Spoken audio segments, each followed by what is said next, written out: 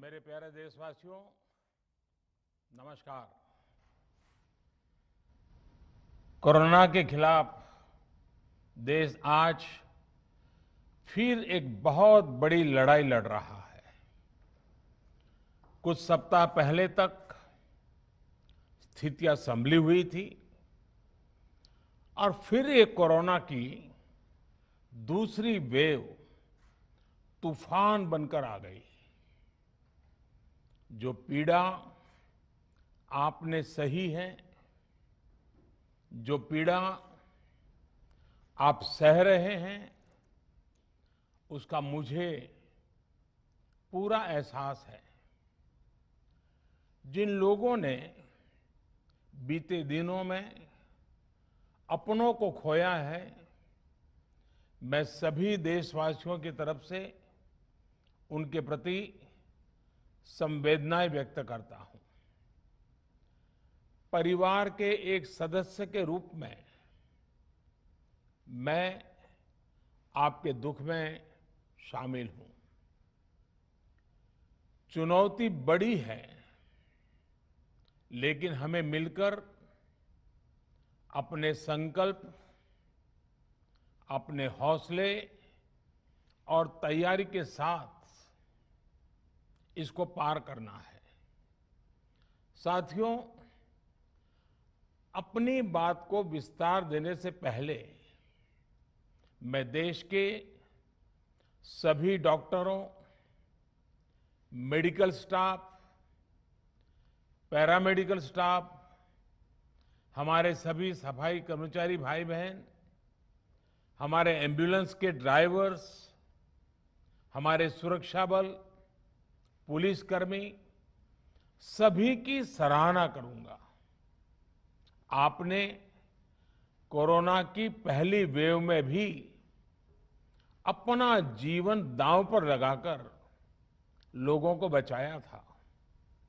आज आप फिर इस संकट में अपने परिवार, अपने सुख, अपनी चिंता छोड़कर दूसरों का जीवन बचाने में दिन रात जुटे हुए हैं। साथियों, हमारे शास्त्रों में कहा गया है, त्याज्यम न धैर्यम विदुरेऽपि काले, अर्थात कठिन से कठिन समय में भी हमें धैर्य नहीं खोना चाहिए। किसी भी परिस्थिति से निपटने के लिए हम सही निर्णय लें, सही दिशा में प्रयास करें, तभी हम विजय हासिल कर सकते हैं। इसी मंत्र को सामने रखकर आज देश दिन रात काम कर रहा है। बीते कुछ दिनों में जो फैसले लिए गए हैं, जो कदम उठाए गए हैं, वो स्थिति को तेजी से सुधारेंगे। इस बार कोरोना संकट में देश के अनेक हिस्से में ऑक्सीजन की डिमांड बहुत ज्यादा बढ़ी है। इस विषय पर तेजी से और पूरी संवेदनशीलता के साथ काम किया जा रहा है। केंद्र सरकार, राज्य सरकारें, प्राइवेट सेक्टर, सभी की पूरी कोशिश है कि हर जरूरतमंद को ऑक्सीजन मिले। ऑक्सीजन प्रोडक्शन और सप्लाई को बढ़ाने के लिए भी कई स्तरों पर उपाय किए जा रहे हैं। राज्यों में नए ऑक्सीजन प्लांट्स हो, 1 लाख नए सिलेंडर पहुंचाने हो, औद्योगिक इकाइयों में इस्तेमाल हो रही ऑक्सीजन का मेडिकल इस्तेमाल हो, ऑक्सीजन रेल हो, हर प्रयास किया जा रहा है। साथियों, इस बार जैसे ही कोरोना के केस बढ़े, देश के फार्मा सेक्टर ने दवाइयों का उत्पादन और बढ़ा दिया है। आज जनवरी फरवरी की तुलना में देश में कई गुना ज्यादा दवाइयों का प्रोडक्शन हो रहा है। इसे अभी और तेज किया जा रहा है। कल भी मेरी देश की फार्मा इंडस्ट्री के बड़े जो प्रमुख लोग हैं, उसके जो एक्सपर्ट लोग हैं, उनसे बहुत लंबी चर्चा हुई है। प्रोडक्शन बढ़ाने के लिए हर तरीके से दवाई कंपनियां की मदद ली जा रही है। हम सौभाग्यशाली हैं कि हमारे देश के पास इतना बड़ा मजबूत फार्मा सेक्टर है जो बहुत अच्छी और तेजी से दवाइयां बनाता है। इसके साथ ही अस्पतालों में बेड की संख्या को बढ़ाने का भी काम तेजी से चल रहा है। कुछ शहरों में ज्यादा डिमांड को देखते हुए विशेष और विशाल कोविड हॉस्पिटल बनाए जा रहे हैं। साथियों, पिछले वर्ष जब देश ने कोरोना के कुछ ही मरीज सामने आए थे, उसी समय भारत में कोरोना वायरस के खिलाफ प्रभावी वैक्सीन के लिए काम शुरू कर दिया था। हमारे वैज्ञानिकों ने दिन रात एक करके बहुत कम समय में देशवासियों के लिए वैक्सीन विकसित की है। आज दुनिया की सबसे सस्ती वैक्सीन भारत में है। भारत की कोल्ड चेन व्यवस्था के अनुकूल वैक्सीन हमारे पास है। इस प्रयास में हमारे प्राइवेट सेक्टर ने इनोवेशन और एंटरप्राइज की भावना का बेहतरीन प्रदर्शन किया है।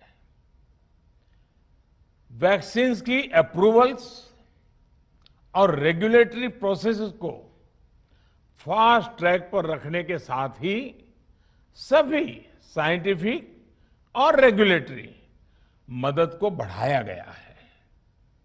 यह एक टीम एफर्ट है जिसके कारण हमारा Bharat 2 made in India vaccine के साथ दुनिया का सबसे बड़ा टीकाकरण अभियान शुरू कर पाया। टीकाकरण के पहले चरण से ही गति के साथ ही इस बात पर जोर दिया गया कि ज्यादा से ज्यादा क्षेत्रों तक, जरूरतमंद लोगों तक वैक्सीन पहुंचे। दुनिया में सबसे तेजी से भारत में पहले 10 करोड़, फिर 11 करोड़ और अब 12 करोड़ वैक्सीन डोज दिए गए हैं। आज कोरोना से इस लड़ाई में हमें हौसला मिलता है कि हमारे health care workers, frontline corona warriors और सीनियर सिटीजन्स के एक बड़े हिस्से को वैक्सीन का लाभ मिल चुका है। साथियों, कल ही वैक्सीन को लेकर हुए एक और अहम फैसला भी हमने किया है। 1 मई के बाद से 18 वर्ष के ऊपर के किसी भी व्यक्ति को वैक्सीनेट किया जा सकेगा। अब भारत में जो वैक्सीन बनेगी उसका आधा हिस्सा सीधे राज्यों और अस्पतालों को भी मिलेगा। इस बीच गरीबों, बुजुर्गों, निम्न मध्यम वर्ग के लोग 45 वर्ष की आयु के ऊपर के व्यक्तियों के लिए केंद्र सरकार का जो वैक्सीन कार्यक्रम चल रहा है वो भी उतनी ही तेजी से जारी रहेगा। पहले की तरह ही सरकारी अस्पतालों में मुफ्त वैक्सीन मिलती रहेगी, जिसका फायदा, जैसा मैंने कहा, हमारे गरीब परिवार हो, हमारे मध्यम वर्ग, निम्न मध्यम वर्ग के परिवार हो, वो उनका लाभ उठा सकेंगे। साथियों, हम सभी का प्रयास जीवन बचाने के लिए है, और जीवन बचाने के लिए तो है ही, प्रयास से भी ये है कि आर्थिक गतिविधियां और आजीविका कम से कम प्रभावित हो। प्रयास का तरीका यही रखा जाए। वैक्सीनेशन को 18 वर्ष की आयु के ऊपर के लोगों के लिए ओपन करने से शहरों में जो हमारे वर्कफोर्स है उसे तेजी से वैक्सीन उपलब्ध होगी। राज्यों और केंद्र सरकार के प्रयासों से श्रमिकों को भी तेजी से वैक्सीन मिले लगेगी। मेरा राज्य प्रशासन से आग्रह है कि वो श्रमिकों का भरोसा जगाए रखे। उनसे आग्रह करें कि वो जहां है वहीं रहे। राज्यों द्वारा दिया गया ये भरोसा उनकी बहुत मदद करेगा कि वो जिस शहर में हैं वहीं पर अगले कुछ दिनों में वैक्सीन भी लगेगी और उनका काम भी बंद नहीं होगा। साथियों, पिछली बार जो परिस्थितियां थी वो अभी से काफी भिन्न थी। तब हमारे पास इस वैश्विक महामारी से लड़ने के लिए कोरोना स्पेसिफिक मेडिकल इंफ्रास्ट्रक्चर नहीं था। आप याद करिए देश की क्या स्थिति थी। कोरोना टेस्टिंग के लिए पर्याप्त लैब नहीं, पीपीई का कोई प्रोडक्शन नहीं, हमारे पास इस बीमारी के ट्रीटमेंट के लिए कोई खास जानकारी भी नहीं। लेकिन बहुत ही कम समय में हमने इन चीजों में सुधार किया। आज हमारे डॉक्टरों ने कोरोना के इलाज की बहुत ही अच्छी एक्सपर्टीज हासिल कर ली है। वो ज्यादा से ज्यादा जीवन बचा रहे हैं। आज हमारे पास बड़ी मात्रा में पीपीई किट्स हैं, लैब्स का बड़ा नेटवर्क है और हम लोग टेस्टिंग की सुविधा को निरंतर बढ़ा रहे हैं। साथियों, देश ने कोरोना के खिलाफ अब तक बहुत मजबूती से और बहुत धैर्य से लड़ाई लड़ी है। इसका श्रेय आप सभी को, सभी देशवासियों को ही जाता है। अनुशासन और धैर्य के साथ कोरोना से लड़ते हुए आप देश को यहां तक लाए हैं। मुझे विश्वास है जन भागीदारी की ताकत से हम कोरोना के इस तूफान को भी परास्त कर पाएंगे। आज हम अपने चारों ओर देख रहे हैं कि कैसे कई लोग, कई सामाजिक संस्थाएं जरूरतमंदों तक मदद पहुंचाने में दिन रात जुटे हैं। दवाई पहुंचाना हो, खाने या रहने की व्यवस्था करनी हो, लोग पूरे मनोयोग के साथ काम कर रहे हैं। मैं इन सभी के सेवा भाव को आदरपूर्वक नमन करता हूं और देशवासियों से अपील करता हूं कि अधिक से अधिक मात्रा में इस संकट की घड़ी में देशवासी आगे आएं और जरूरतमंदों तक मदद पहुंचाएं। समाज के पुरुषार्थ और सेवा के संकल्प से ही हम ये लड़ाई जीत पाएंगे। मेरा युवा साथियों से अनुरोध है कि वो अपनी सोसाइटी में, मोहल्ले में, अपार्टमेंट्स में छोटी छोटी कमेटियां बनाकर कोविड अनुशासन पालन करवाने में मदद करें। हम ऐसा करेंगे तो सरकारों को न कभी कंटेनमेंट जोन लगाने की जरूरत पड़ेगी, न कर्फ्यू लगाने की जरूरत पड़ेगी और लॉकडाउन का तो सवाल ही नहीं उठता है, आवश्यकता ही नहीं पड़ेगी।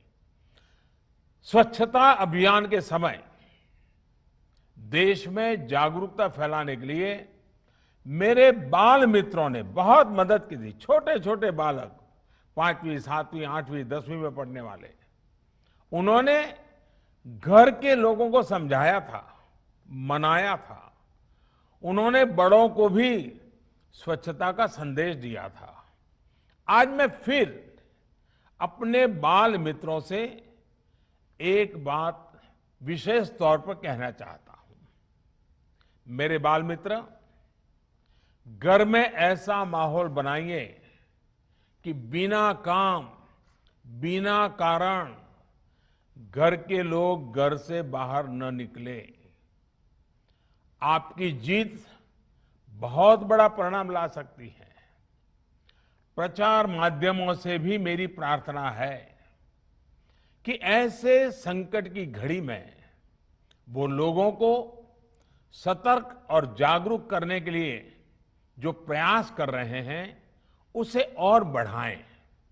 इसके साथ ही इसके लिए भी काम करें कि डर का माहौल कम हो सके, लोग अफवाह और भ्रम में न आए। साथियों, आज की स्थिति में हमें देश को लॉकडाउन से बचाना है। मैं राज्यों से भी अनुरोध करूंगा कि वो लॉकडाउन को अंतिम विकल्प के रूप में ही इस्तेमाल करें। लॉकडाउन से बचने की भरपूर कोशिश करनी है और माइक्रो कंटेनमेंट जोन पर ही ध्यान केंद्रित करना है। हम अपनी अर्थव्यवस्था की सेहत भी सुधारेंगे और देशवासियों की सेहत का भी ध्यान रखेंगे। साथियों, आज नवरात्रि का आखिरी दिन है। कल रामनवमी है और मर्यादा पुरुषोत्तम श्री राम का हम सभी को यही संदेश है कि हम मर्यादाओं का पालन करें।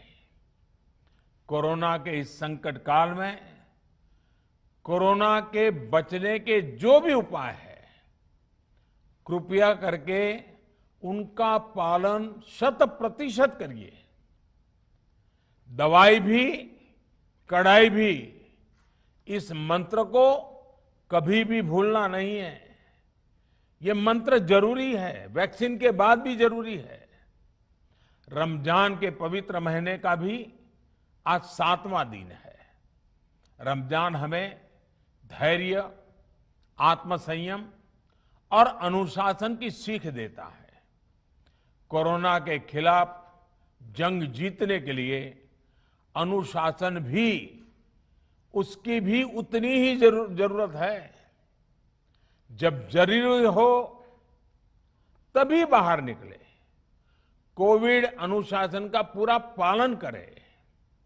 मेरा आप सभी से यही आग्रह है।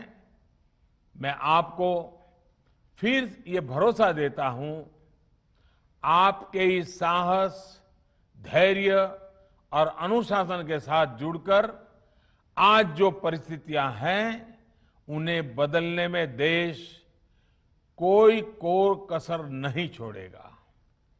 आप सभी स्वस्थ रहें, आपका परिवार स्वस्थ रहे, इसी कामना के साथ मैं अपनी बात समाप्त करता हूं। आपका बहुत बहुत धन्यवाद।